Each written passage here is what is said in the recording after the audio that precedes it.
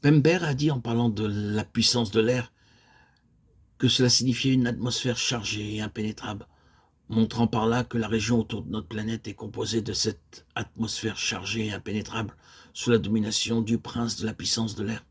Au-dessus de cette sphère se trouve la lumière où le Fils de Dieu ressuscité est assis en attendant que ses ennemis soient réduits à lui servir de marchepied. Hébreux 10, 13.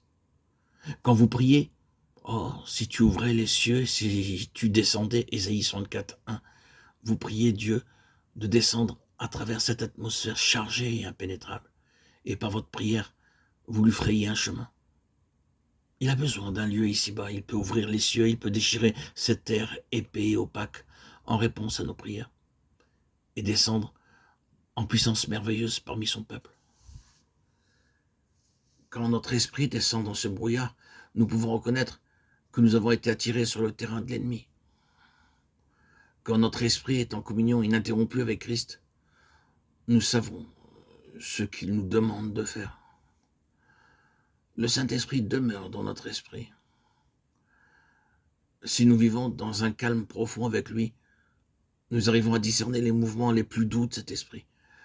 Quand nous n'avons pas été guidés dans notre esprit et que nous avons agi par nous-mêmes, tout a mal été. Quel enfant nous avons été. Que Dieu a été bon de se servir de nous. Il n'est pas étonnant que les puissances des ténèbres aient pu profiter de notre ignorance. Mais Dieu nous a donné la lumière afin que nous devenions des soldats intelligents, capables de triompher dans la lutte. Lisons le